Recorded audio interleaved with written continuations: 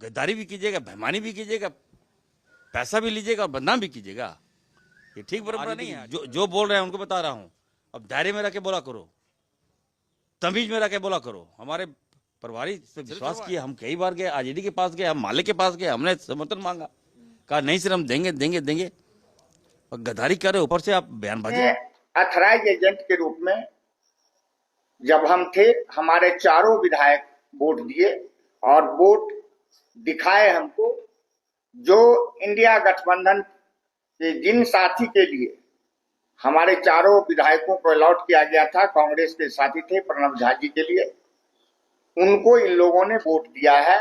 इसको मैं प्रमाणित करता हूं। हेमंत सोरेन झारखंड के मुखिया, झारखंड के मुख्यमंत्री जब जब दिल्ली जाते हैं ना, तब तब कुछ लोगों के दिलों में दुख दुख दुख दुख धड़कनें बढ़ जाती हैं। नमस्कार, जोहार, एचएनएन देख रहे हैं, मैं हूं आपके साथ निशा मिश्रा। देखिए, दिल्ली गए हैं, धड़कन किसी और की बढ़ी है, प्रणव झा की नहीं बढ़ी है, क्योंकि उन्हें पता है कि मैं प्रत्याशी था, जिन लोगों को वोट देना था उन्होंने नहीं दिया।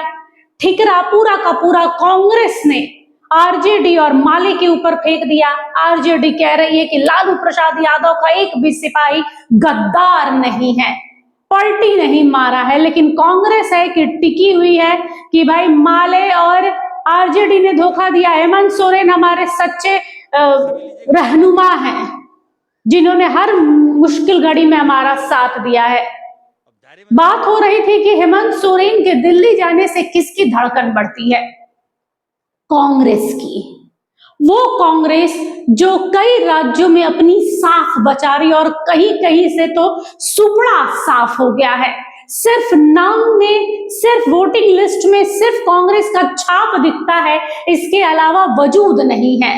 झारखंड में महागठबंधन का हिस्सा है, लेकिन 2 दिनों के दौरे पर सीएम अगर दिल्ली पहुंचे हैं, वो भी शिरडी साईं वाले बाबा का, यानी महाराष्ट्र जाके दर्शन किए हैं, उसके बाद जब दिल्ली पहुंचे हैं ना, तो कहीं ऐसा ना हो कि दिल्ली से आने के बाद कांग्रेस का सफाया हो जाए।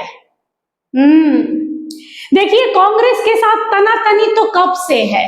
बिहार विधानसभा चुनाव निकल गया, असम विधानसभा चुनाव निकल गया, बंगाल विधानसभा चुनाव निकल गया, अब बारी है 2029 में झारखंड विधानसभा चुनाव की।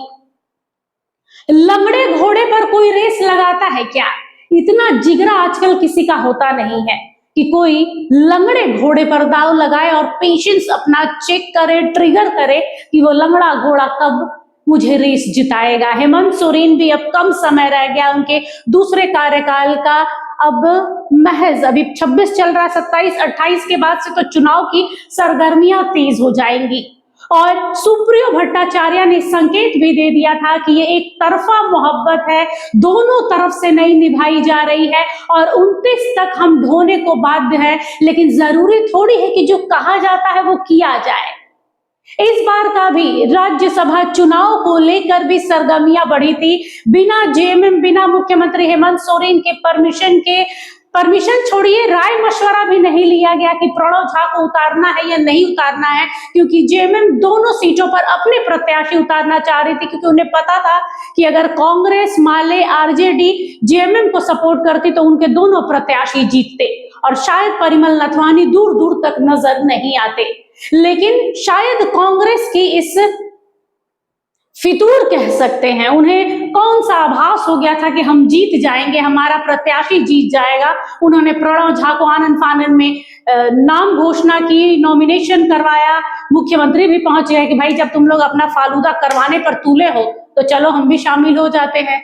उसके बाद जब हार गए, मुंह की पड़ी दूसरी ओर, एक और जहां परिमल नथवानी के खेमे में उत्साह है, बैजनाथ राम के खेमे में उत्साह है, तो कोने में झारखंड अपना जो गलती का ठिकरा है वो आरजेडी और माले पर फेंक रहा है। लेकिन दिल्ली जाने का देखिए, देखा जाए तो इस महीने, पिछले 1-2 महीने में वो दूसरी से तीसरी बार वो गए हैं दिल्ली, और जब जब दिल्ली जा रहे हैं तब ये लग रहा है कि रिटर्न होके आएंगे तो क्या कांग्रेस साफ हो जाएगा। देखिए, कांग्रेस के साथ चलना अब जेएमएम के बस की बात नहीं है, क्योंकि उनको भी पता है कि आज नहीं तो कल यहाँ पर बहुत कुछ चेंज होगा। जनता का मूड बदल रहा है। राज्यसभा चुनाव का इम्पैक्ट कितना पड़ेगा बाकी पार्टियों पर और जनता पे अब तक जेएमएम समझ चुकी है। सरयू राय ने एक अलग ऑफर दिया है कि कांग्रेस को निकाल बाहर फेंकिए, यहाँ पर सिंगल विधायक वाली जितनी पार्टियां हैं, चाहे वो जेडीयू हो, चाहे वो आजसू हो, चाहे वो जेएलकेएम हो, आपके साथ में है। तो क्या दिल्ली से आने के बाद कांग्रेस को टाटा बाय बाय और सिंगल विधायकों की पार्टी कम बड़ा कुछ बहुत कुछ हो रहा है। हम कहते हैं ना हमेशा कि हेमंत सोरेन बोल कर नहीं जाते हैं और कुछ भी काम होने से पहले बोलते नहीं हैं। जब कुछ विस्फोटक करना होता है ना तो धमाकेदार करते हैं, अचानक से करते हैं, बोल कर नहीं करते, क्योंकि जब सब कुछ पहले से ही पता होगा ना तो मजा नहीं आएगा।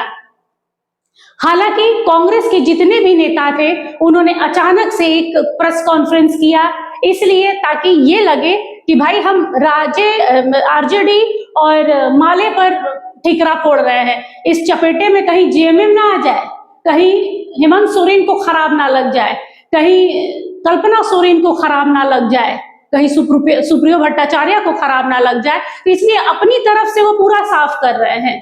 एक और जहां आरजेडी और माले को वो लताड़ रहे हैं तो दूसरी ओर जेएमएम और मुख्यमंत्री की तारीफ कर रहे हैं ताकि उनकी अपनी रोजी रोटी चलती रहे। ऐसा ना हो कि सूबे के मुखिया नाराज हो जाएं तो घर का दरवाजा उन्हें बाहर करके कुंडी लगा दे कि बाहर ये रहो, आने की जरूरत नहीं है। तो दिल्ली से आने के बाद क्या झारखंड में जो राजनीतिक समीकरण है वो बदलेगा? क्या सिंगल पार्टी के विधायक जेएमएम के साथ में जाएंगे? क्या कांग्रेस को बाहर हटा दिया जाएगा? क्योंकि लगातार मांग हो रही है कि कांग्रेस को बाहर किया जाए, वरना कहते हैं ना कि एक घून पूरे चावल को खराब कर देगा, एक दीमक पूरी लकड़ी को खोखला कर देता है।